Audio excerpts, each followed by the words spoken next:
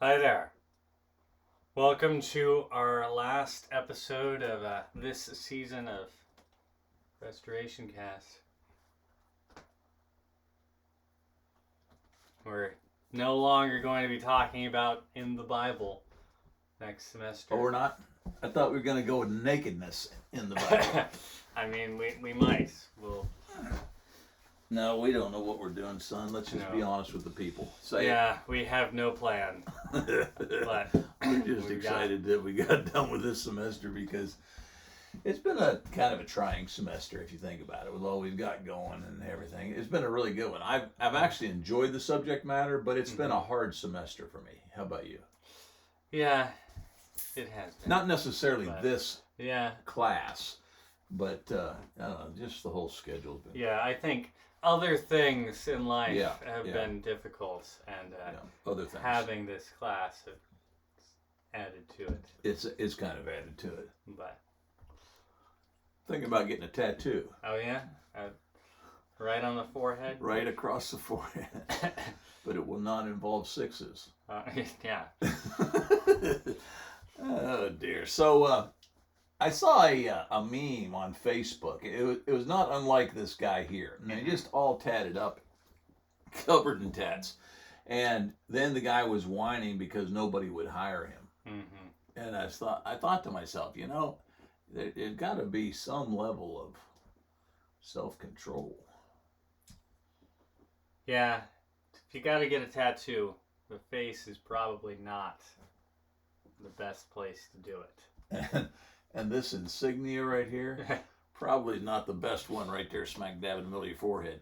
I guess we've already given away the subject matter for this evening, haven't we?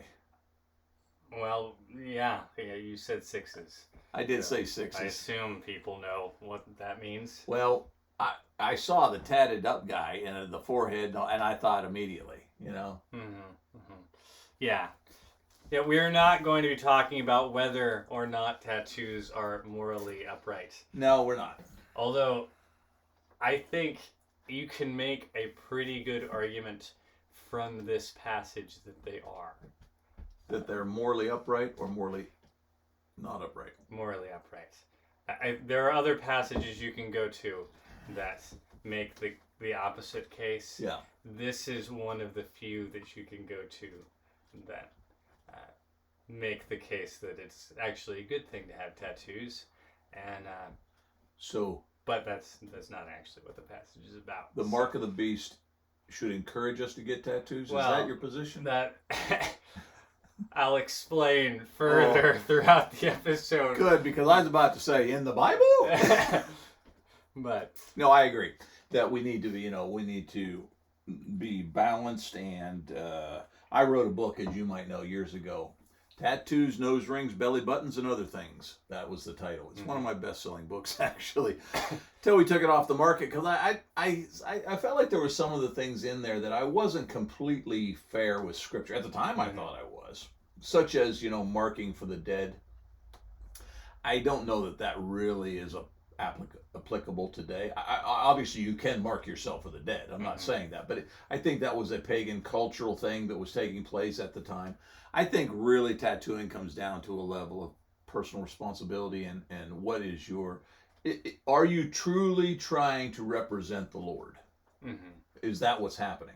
Now, I don't know that you're going to go here, but the thing that we don't ever discuss with the mark of the beast or the tattooing, or no, forget the tattooing, just go with mark, whatever that is we never discuss the other side of it, and that is that the righteous have a mark too. Yeah. And so we never go there, and so, yeah, you're right. I'm not going to use this chapter, especially not going to use this chapter to try to give some moral command with regards to tattooing. Yeah, exactly. So tattoos are not the mark of the beast, in case anyone thought that.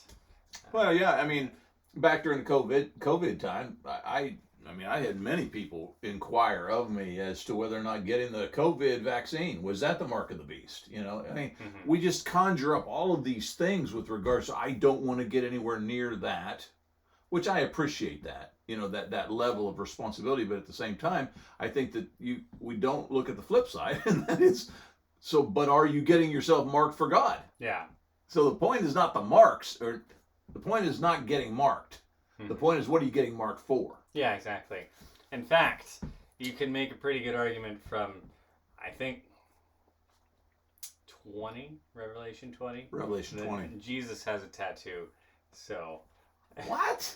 Are we going to see that? We're not going to look at that, but. No, yeah, you can't. I think it's Revelation 20. You can't just throw that out there.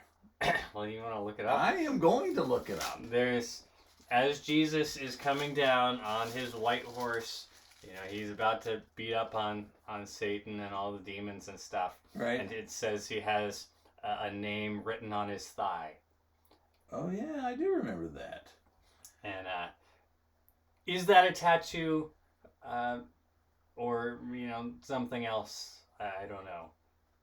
I don't see it, but yeah, I know what you're talking about, and I think that's true. I don't think it's true. I'm confident that it's true. I just don't see it right here. But yeah, and Jesus will actually say elsewhere that it's in one of the 7 churches of Asia that if you're faithful, he will give you a new name that will be written on, I think, pillars, maybe, and I'm not mistaken about that, which I know is not a self-tattooing kind of a thing, but that I take back my shock with regards to your statement, son. I'm withdrawing that shock at this moment, but I'm not seeing the passage. I always like to prove things by passages. Yeah. You just talk to those people. Okay. Yeah, so we've already spent significantly more time talking about tattoos than I thought we would, even though I put tattoos in the title of the episode. And like the picture. How do you first slide? Yeah, tattoos probably will not come up again after we figure this whole thing out with, Jesus having a tattoo on his thigh. But here are your questions for our SBS students. If you want to take a screenshot of that or something along those lines so that you have them for later. We're going to go through and hopefully answer all of them. Oh, is it? I found it. His problem was it wasn't in 20, it was in 19. We should have known that. The white horse is in 19. Mm-hmm. But anyhow, his eyes are like blazing fire. What I'm doing here, people, is I'm giving you time to screenshot this. His eyes are like blazing fire, and on his head are many crowns. He has a name written on him that no one but he himself knows.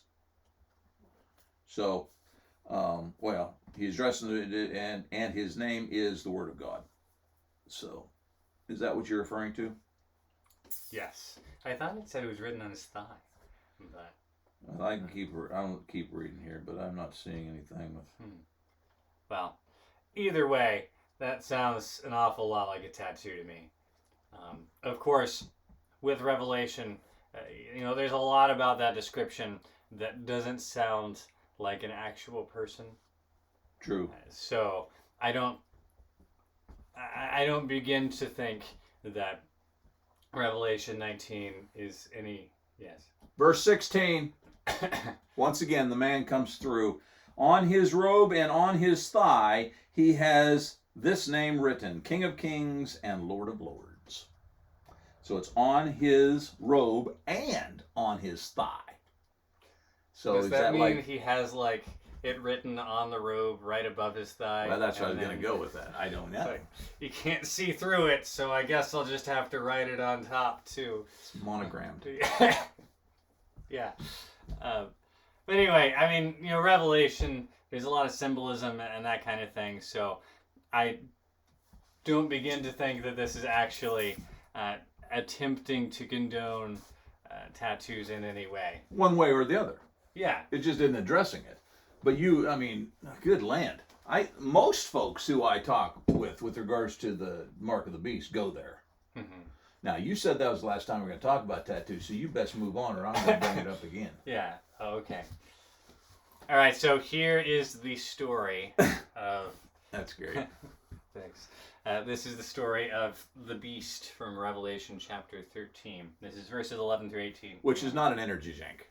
No. So don't get nervous if, oh dear, I've been drinking energy drinks, so I've got the Mark of the Beast. That's... Yeah. No. I have heard a lot of things about Monster being... The Mark of the Beast? Not the Mark of the Beast, but having a lot of imagery of, Oh. like, supposedly the logo is like the number 6 in Hebrew, written 3 times. Oh yeah. I don't know Hebrew, so I don't know I Hebrew. don't know whether that's true or not. It kind of looks like claw marks to me, but I have heard that. Anyway, so who knows? I don't drink energy drinks, but I wouldn't boycott Monster for that reason. For that reason. Yeah. Yeah. So anyway, Revelation chapter 13. Oh dear, I was in 20. No, I was in 19, wasn't I? Give me a minute here. My pages are thin. I'm there. It says, "Then I saw another beast rising out of the earth." So that's 2 beasts. If you're That's hard to say. Keeping track. It had 2 horns like a lamb, and it spoke like a dragon. It exercises all the authority of the first beast in its presence, and makes the earth and its inhabitants worship the first beast, whose mortal wound was healed. It performs great signs, even making fire come down from heaven to earth in front of people. And by the signs that it is allowed to work in the presence of the beast, it deceives those who dwell on earth, telling them to make an image for the beast that was wounded by the sword and yet lived. And it was allowed to give breath to the image of the beast, so that the image of the beast might even speak, and might cause those who would not worship the image of the beast to be slain. Also, it causes all, both small and great, both rich and poor, both free and slave, to be marked on the right hand or the forehead, so that no one can buy or sell unless he has the mark, that is, the name of the beast or the number of its name. This calls for wisdom. Let the one who has understanding calculate the number of the beast, for it is the number of a man, and his number is 666. That last part always puzzled me because it's almost like Jesus is saying, if you got any level of smarts, you ought to be able to figure this out. Mm-hmm. And there hadn't been a man with any level of smarts since then that I'm aware of that ever really figured it out. Now, I've got a lot of quacks who I've been around who want to make predictions, and all of those kind of things. But it's like he's saying, this can be figured out. It's almost like a challenge to us. Mm-hmm. So it doesn't, I guess it does bode well for a lot of my friends who are very just kind of almost obsessed with end times things. They kind of go here like the Lord himself kind of put the challenge out there for us to figure it. Yeah. All right, so cultural problems with the mark of the beast. How many we got this time? 3. Oh, good, because last time you messed us up, you only had 2. Number 1. 1. Why can't people buy and sell without getting the mark? Number 2. Why is the number 666 so important? That's a very important one. Tonight we are going to solve that problem. I've been waiting for that guy. It says right here, if you got any level of smarts. Yeah, so. Okay. And then number 3, what is the mark of God? We didn't read that passage. We brought it up. Alluded to it. Yeah, and so we're going to eventually get to that part where we talk I'm excited. about that. Yeah. Let's do this. All right, so number 1, why can't people buy or sell without receiving the mark of the beast? Yeah. Because it's a credit card. Yeah, sure. That. I have heard that. I went to the mechanic one time, and I tried to pay with a debit card, and he was like, "I think that's the mark of the beast, so you're gonna have to pay with a check." And well, that's a pretty common one that and I'm not saying it is, but it kind of makes sense because they're tying it together with this idea you can't buy and sell without this mark. You got to have a lot of people think it's going to be a chip that they're going to put under your skin, just kind of scan it for, whatever. Mm-hmm. Yeah. And so you definitely have some of that, that whole idea. There's a lot of different things that people have said over the years are the mark of the beast. You Correct. mentioned the COVID vaccine as well. And I mean, I guess since Revelation was written, or probably since a couple centuries after, because I'm sure whenever it was written, they probably actually knew what John was talking about. Yeah. You know? Certainly a lot more than we do. Yeah, so they probably were just like, oh yeah, that Right. mark. But you know, over time, whenever we lost the original meaning of all of these things, there have been, you know, people constantly questioning, you know, is this thing the mark of the beast? Right. It's kind of, I think, one of the hallmarks of progress. Yeah. You know, that's how we are as people. Is whenever a new thing comes around, we say, oh, is that evil in some way? And it's not always necessarily the mark of the beast, right? But it's, you know, cell phones are ruining our culture. Yes. And, you know... Back in the day, it was radio and all the music that was on radio. Yeah. I mean, there's a time whenever it was books, yeah. Right? And, right. You know, you can't find a person today that would say that reading is a bad thing. Right. But there was a time whenever they were like, oh, you know, the mass spread of information is going to ruin, you know, our lives. Right. You know, and so you constantly throughout culture, progress has been viewed as a bad thing. Yeah. And frequently that progress is viewed not only as being bad in some way, but as being demonic. I think the computer's about to die. Oh, mine is? I thought I plugged it in. Okay, listen, you just carry on. Carry on my wayward son. So yeah, you get this idea that the mark of the beast, for all of this time, has been viewed as, you know, anything, right? Oh yeah, like I say, if it's progress, it could be evil. Yeah, exactly. And so you take that and you combine it with this idea of I can't buy or sell things without this. Right. And all of a sudden it's the mark of the beast, yeah. Right? And so, I mean, you get all of these crazy theories about what is it. And I think all of them are wrong. Yeah. Right? In fact, I would go so far as to say that I don't think the mark of the beast is an actual thing like we think of it. Yeah. The first problem we have is we have this idea, this strange idea that you can get the mark of the beast by accident. Yeah. Yeah. Right? You know, somebody gives you the COVID shot, or you don't know what you're doing, and right. you get the COVID shot, and then you later on you can find out, oh, that was the mark of the beast. You know, oops, I'm going to hell now. Right. Right? And that's not how it works. Nope. That is not, by any stretch of the imagination, what is going on in this passage. Yeah. So you have that problem with it. And the other thing is the mark of the beast isn't, it's not an actual thing, right? It's kind of a concept, I guess. The point seems to be allegiance, if that makes sense. It does. And what's going on here is John is actually describing what's called soft persecution, which is when a culture sees a certain group and they say, we don't like them for some reason. In this case, because these people are followers of Jesus, we don't like them. And instead of going and killing them, as we typically think of persecution, they say, okay, we're going to make life as hard on them as possible. So they'll move away or... Yeah, exactly. And so instead of, you know, like actually going in and doing violent things or something along those lines, they just say, okay, you're not allowed to buy things or sell things right. from people any longer, right? It's a form of persecution.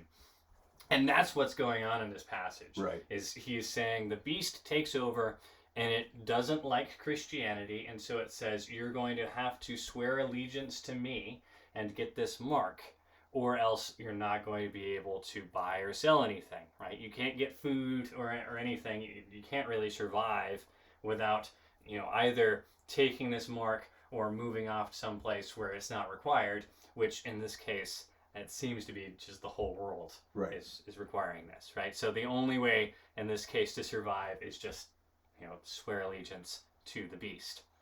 And what you see is that same concept kind of happens throughout Scripture. Right.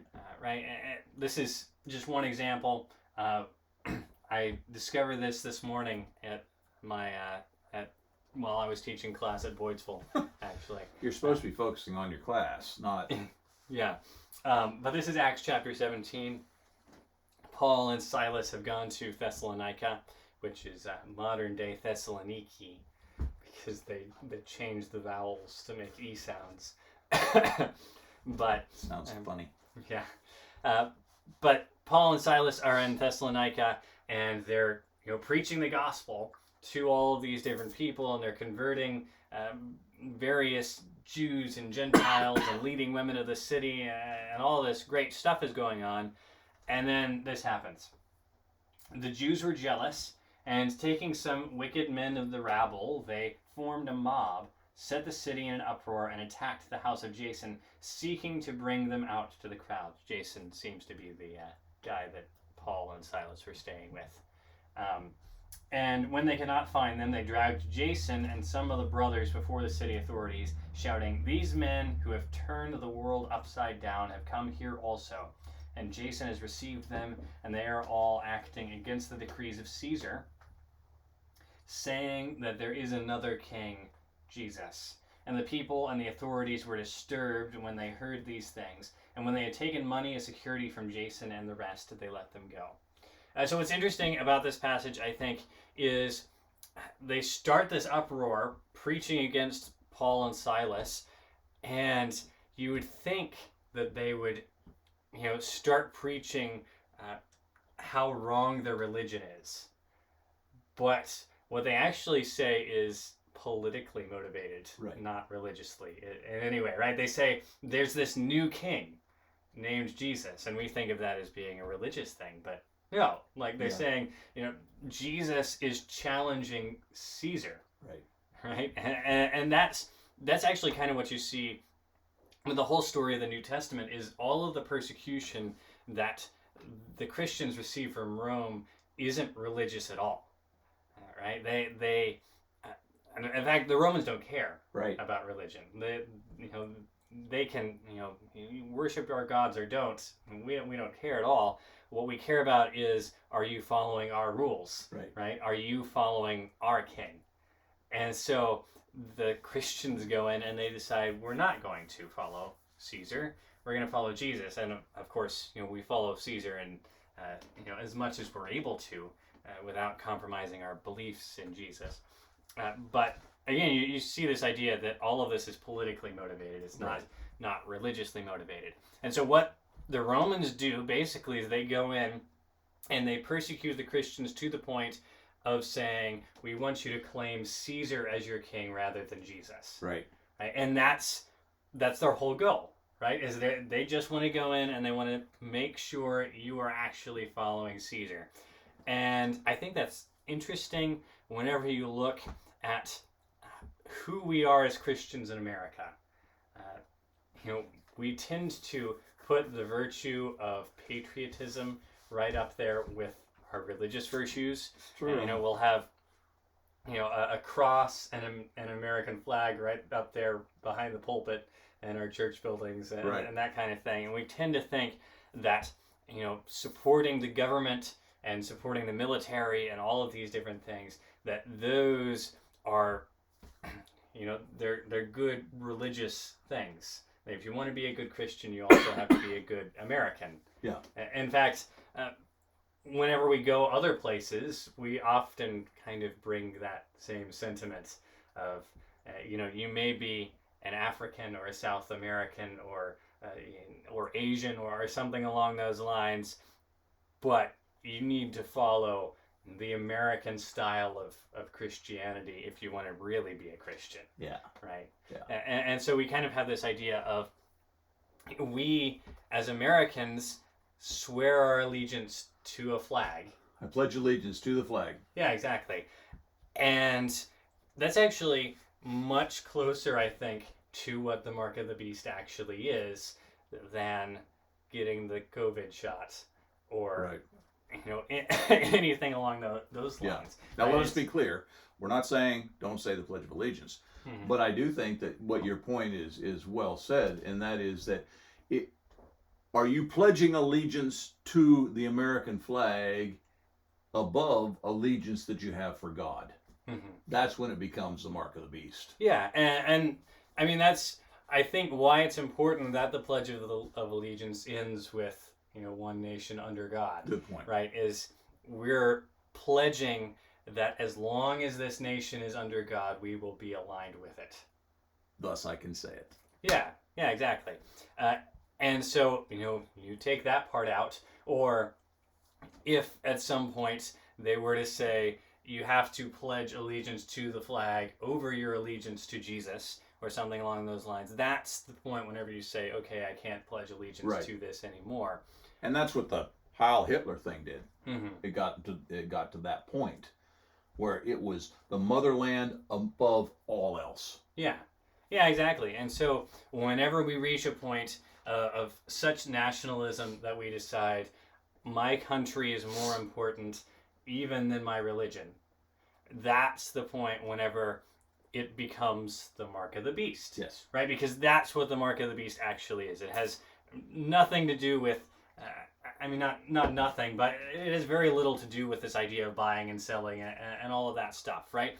The point of the mark of the beast is simply, what are you pledging your allegiance to? Yes. It's identifying your loyalty. Mm-hmm. Yeah, exactly. And so they say, if you can't identify your loyalty with us, then we're not going to let you. Yeah, you can't buy and sell. Yeah, you can't live here. Yeah, right? Yeah, you can't live here. That's better. That's the point. And so the question here is not, what do you have to do to be able to buy things, right? In our culture, you have to have money, and that's just how it works. Whether that money is paper or, if it's plastic, it doesn't matter. It's money, right? And you have to use that to buy and sell. So do we say, okay, I guess money is the mark of the beast? No, because the point is not whether or not you have to use it to buy and sell things. The point is, are you aligning yourself with it ideologically? Right? And I think that Jesus uses that illustration here basically as a kind of an all-encompassing, you can't survive here. Yeah. He could have said something else. You can't have a car. You can't have a house. You can't have, but he said buy and sell because he's drawing it back to the most basic nature of humanity, and that is, that we exchange things in order to survive. And so the mark of the beast is, if you will not pledge your allegiance to the beast, you can't survive here. Mm-hmm. Yeah, you can't, if you don't make this step to cooperate with us, then we won't cooperate with you at all. Yeah. And that's the point. So the idea is that the mark of the beast is all about identity, really. Mm-hmm. And that's what Revelation is about as well. Sure.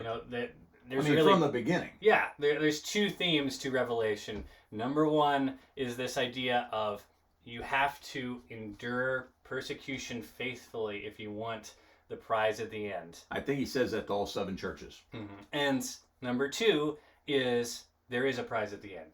Yeah. Right? Good, yeah. And so, that's basically, if you want to boil down the whole book of Revelation, that's the point, is all of this bad stuff is going to happen, and you just got to hang on till the end. Yes. Right? And that's what's going on in this story, is there is this persecution, and you just have to say, I guess I'm not going to buy and sell things now. Right. Because I'm not going to be willing to take on this mark. Right. And you go all the way back to the first 3 chapters, specifically chapters 2 and 3, and each of those things, each of those churches that he addresses, even the ones that are positive, there's only 2 of them, but even the ones that are positive, all have to do with them identifying with Jesus. They identify, and if he condemns them, it's because they have left their first love. They're identifying with Jezebel, the Nicolaitans. They're not identifying with Jesus. And so you're right. It's all about identity from chapter 1 all the way to chapter 22. Yes. Thank you. You're welcome.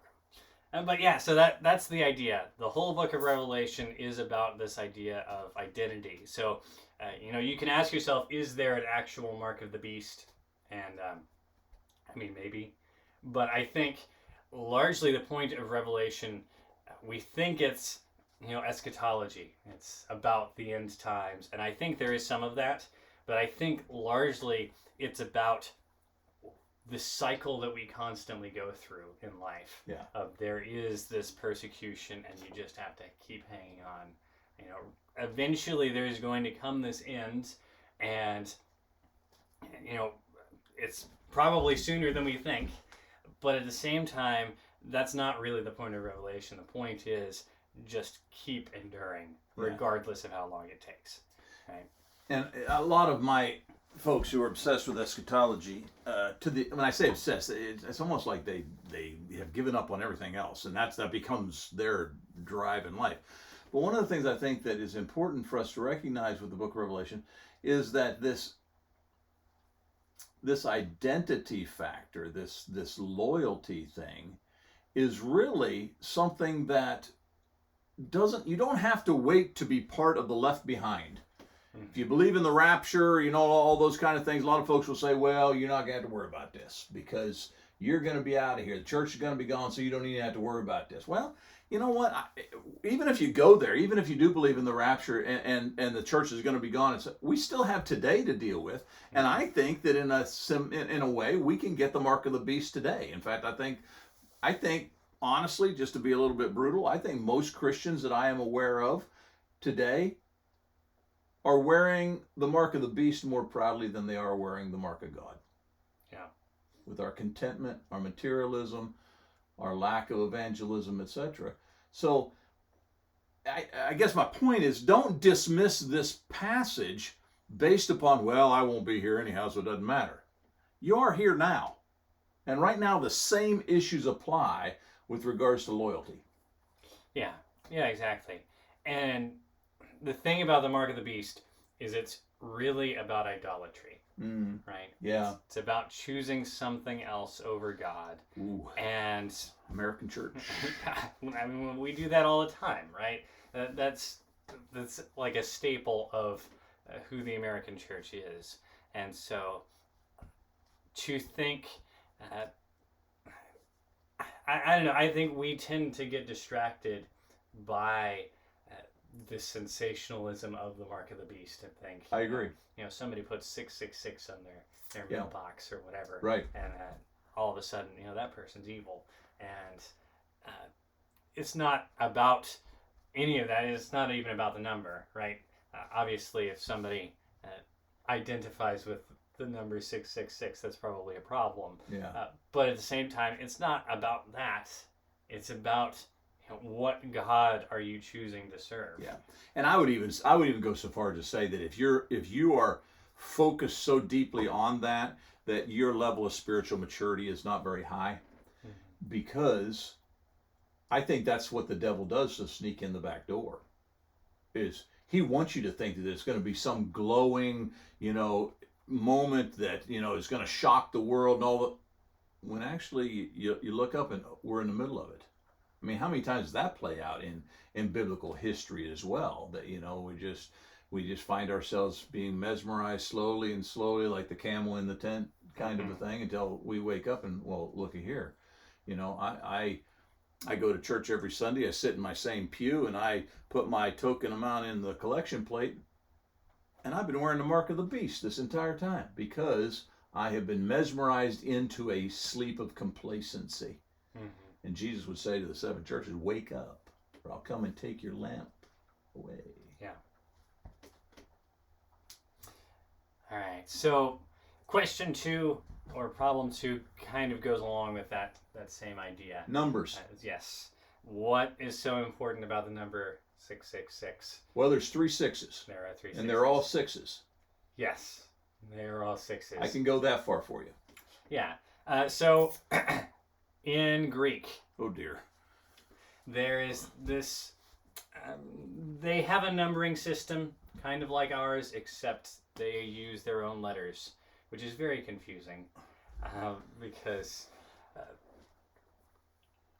you know, you want to write a number down in Greek and you use the letters. Part of the problem is they didn't use spaces. Yeah, so is it a word or is it a number? Yeah, and so there is some difficulty with that whole thing. But what it also means is that you can figure out the number of your name. Oh, yeah? Basically, you can take all the letters from your name and add them up, and they add up to a number, right? My name adds up to like 125 or something. I can't remember. I'm just going to start referring to you as 125. Okay. But that seems to be kind of the indication that John is making, right? Is that, yeah, I mean, that's even what he says. That's his name. The mark of the beast is 666, and it's the number of a man. It's the number of a man. And if you're smart, you'll be able to figure out what that means. All right, I'm ready. Yeah, and so from what I've been told, the name Nero Caesar adds up to 666. I'm sure that's one of many names that add up to 666. I read years ago Ronald Reagan added up to 666. It probably does. I don't know that. I think Ronald has 6 letters. Oh, that's why it is. His middle name also has 6 letters. I think that's what it was. You're right. You're right. Has nothing to do with Greek. Forget that. But this seems to be kind of the idea. So Nero. And I think the point isn't necessarily that he's saying, oh, see here, Nero's the beast, right? I think the point is that he's making this allusion to the Roman government. Yeah, and probably not even that, as much as he's making the allusion to something that is being placed above God. It could have been the Greek government. It could have been the Assyrian government, whatever. Go ahead. Yeah, exactly. I think what he's saying is there are people that are right now doing this to you. Yes. Right? And I'm not going to say who it is. I'm not gonna... Because... that might get me put on the island of Patmos. Yeah, but, he says, you can figure it out.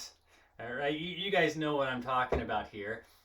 And his point is just, this is actually happening to you right now. You know that the Roman government is coming in, and they are trying to get you to pledge allegiance to Caesar over Jesus.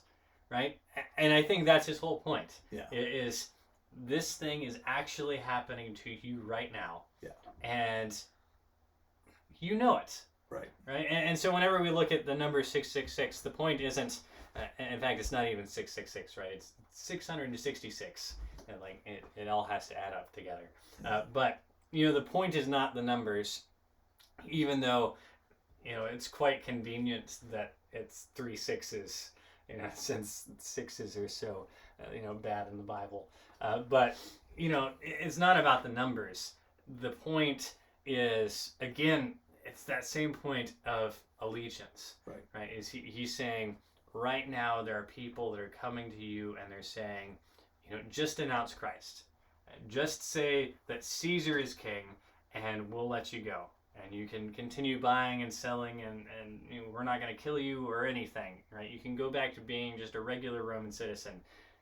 And they're saying these things right now to you, and it's your job to refuse them, right? Make the choice to follow Jesus instead of choosing to follow Caesar. That seems to be the whole point of the whole Mark of the Beast story.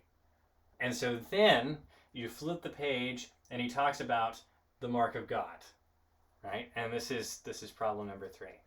So it's not actually really a problem. It's just the other. What is the issue. mark of God? Right? Yeah. Right. The other issue, the one we never talk about. Yeah. Can I, before we go to talking about it, can I say one thing? Mm-hmm. I think, as I've made the point before in some of my other things that I've recorded with regard to the Book of Revelation, there's microcosm, macrocosm, and I think that. I don't want to leave this by saying that, okay, it was Nero, we don't have to worry about it no more. Because I think that, you made the point basically, but that is that this is a book of prophecy, and this book of prophecy not only unveils itself in the present, it is pointing to a future. I mean, you can't read the last several chapters without getting to the fact that we hadn't gotten there yet. So, the book is about the progress of humanity. Will there be another Nero? Yes. And is there a present Nero? Yes. And do we need to therefore be concerned about the mark of the beast in the present? Yes. And so, it's all of those. Now, will there be a climactic Nero? Kind of like the microcosm Nero that was back, maybe, probably, but the point is, I think we have to recognize, and this is one of the things I struggle with. I only got 1 C when I was in college, and it was actually in the study of the books of Daniel and Revelation.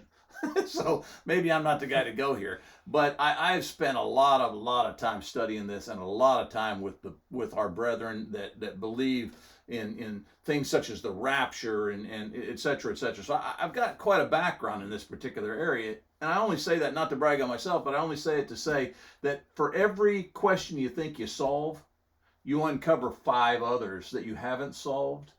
And I think that it's really important for us not to limit this marvelous conclusion to the New Testament in one encapsulized 666. Mm-hmm. And as you're saying, it's not even, but we always say that. It's 66. No, it's not.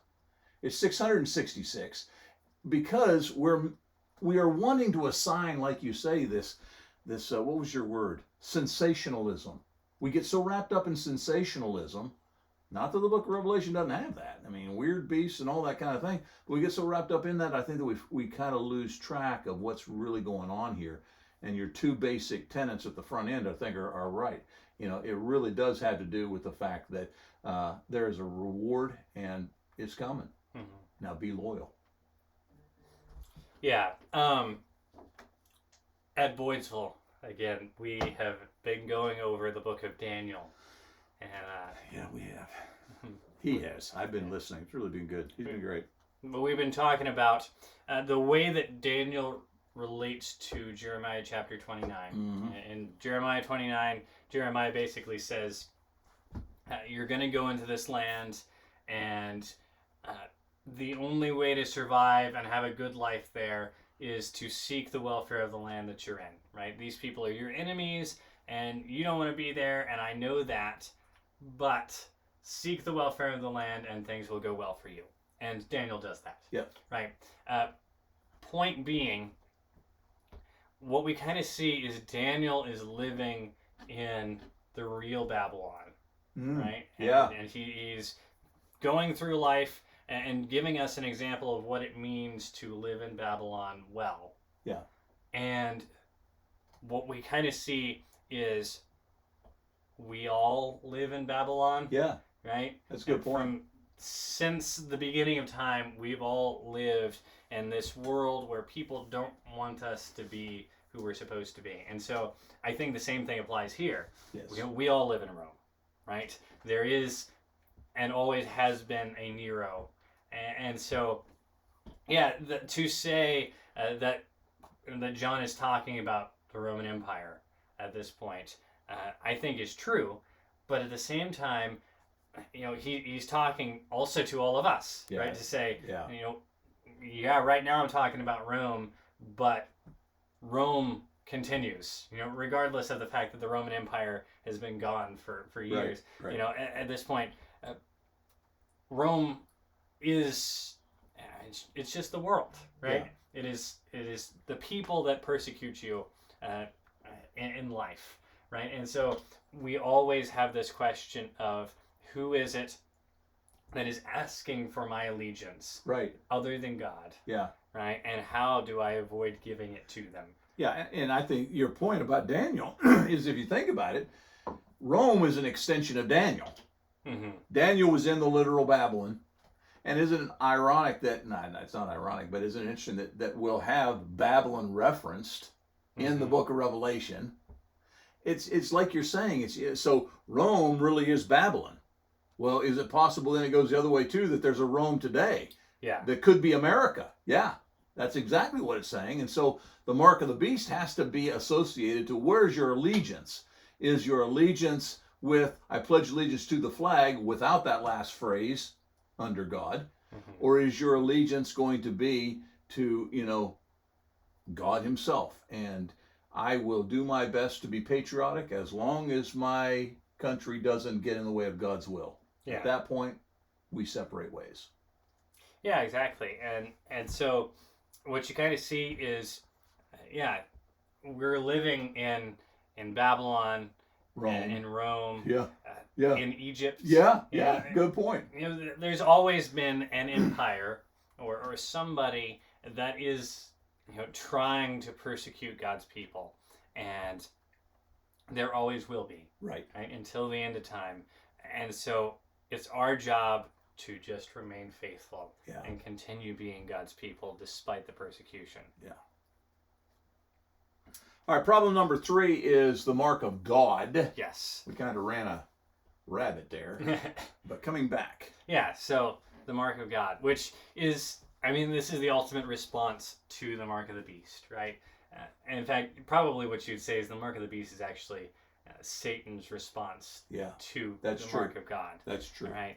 And so it talks about the mark of the beast, and we always stop there. But then you flip over right to the very next chapter, right? The next verse, it says, "Then I looked, and behold, on Mount Zion stood the Lamb, and with him 144,000 who had his name and his father's name written on their foreheads. And I heard a voice from heaven like the roar of many waters and like the sound of loud thunder. The voice I heard was like the sound of harpists playing on their harps, and they were singing a new song before the throne, and before the 4 living creatures, and before the elders. No one could learn that song except the 144,000 who have been redeemed from the earth. It is these who have not defiled themselves with women, for they are virgins. It is these who follow the Lamb wherever he goes. These have been redeemed from mankind as first fruits for God and the Lamb, and in their mouth no lie was found, for they are blameless."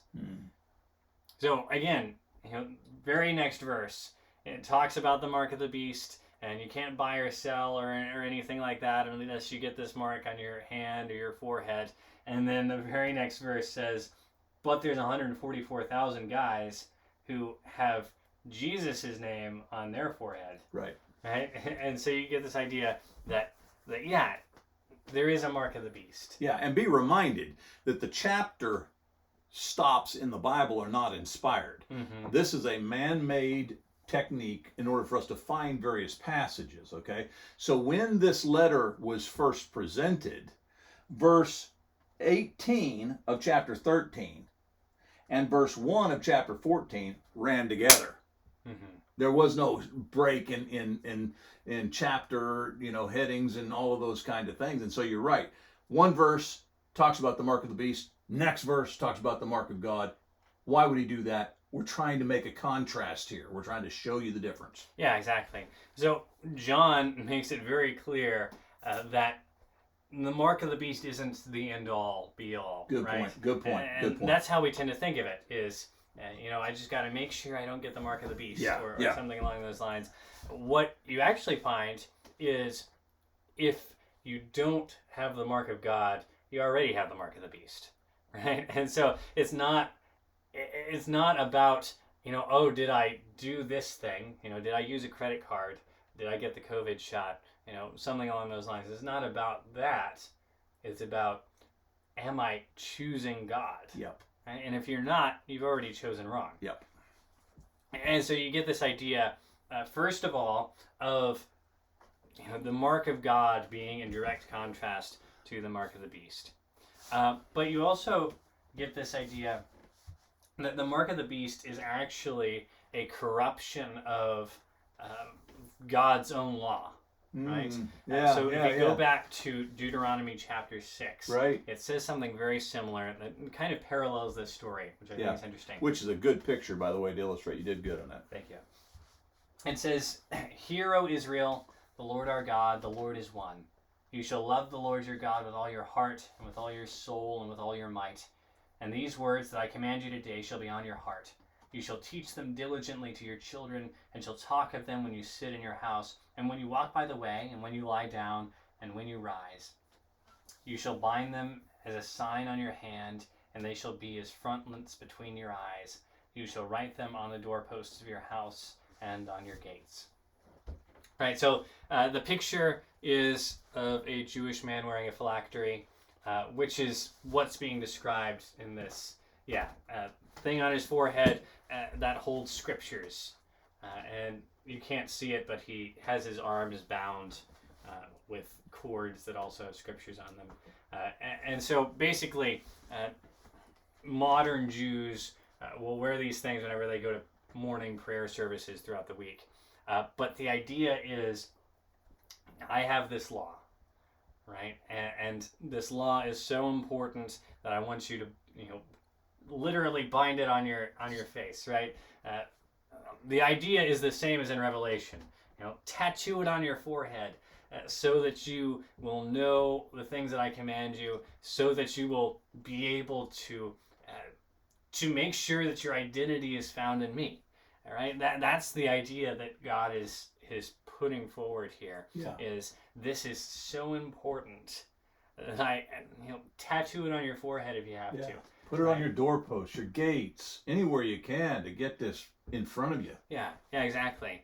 And then the message that he gives is this message of love for him.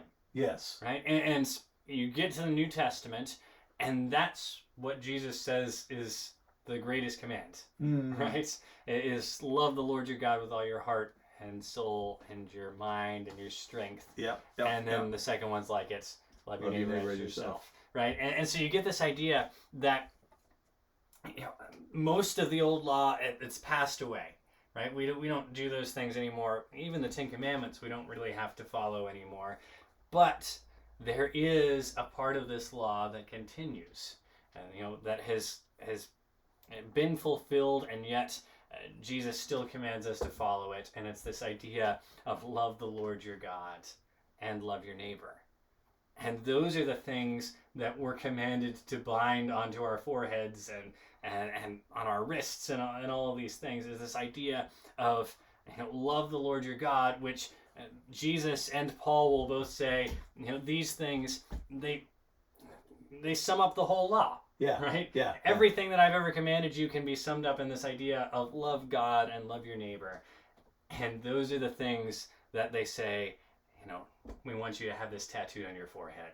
Right? And I mean, that's what we're called to do as Christians.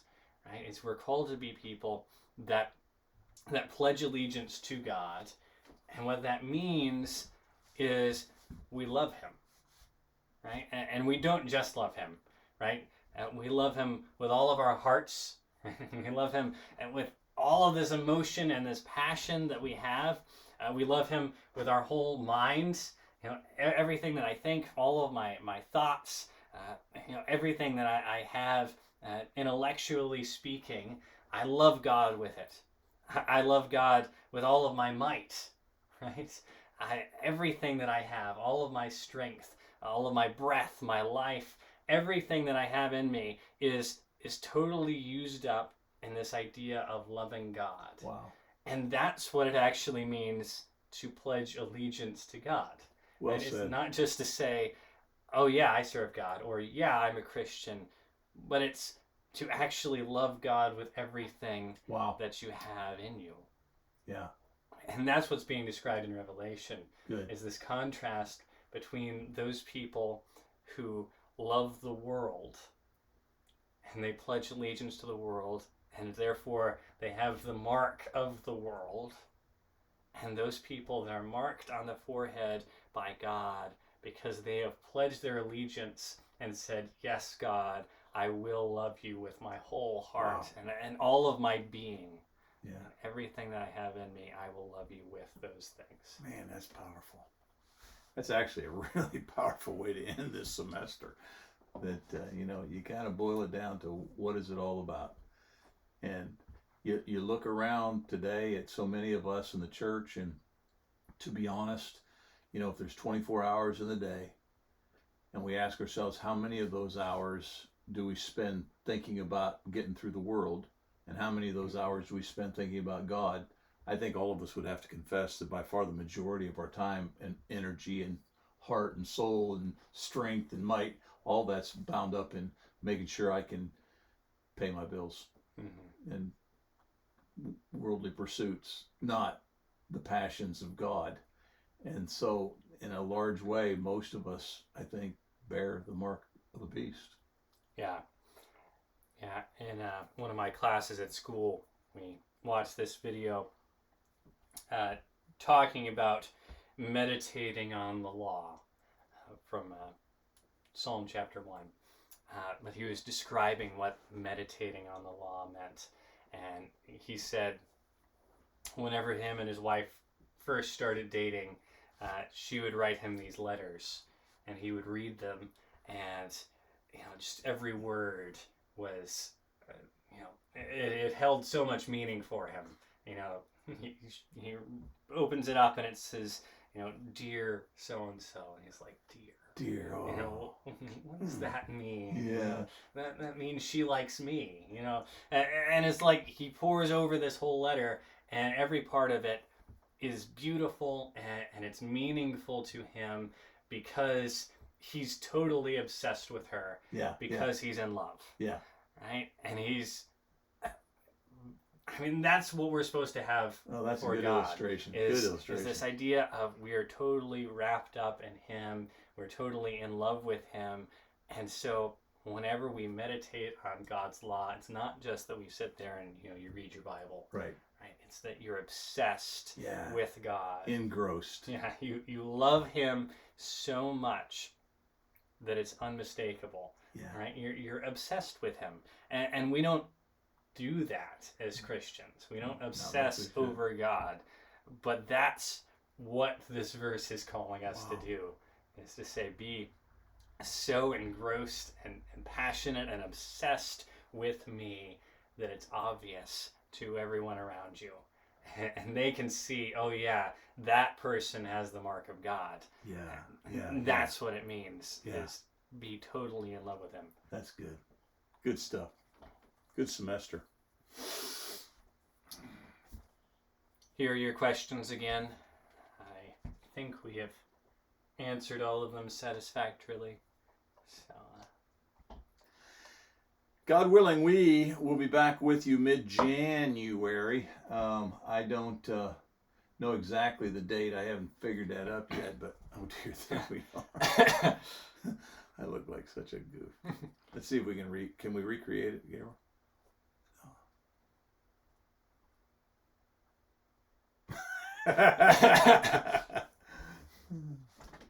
Yeah, so don't forget to keep in touch with us.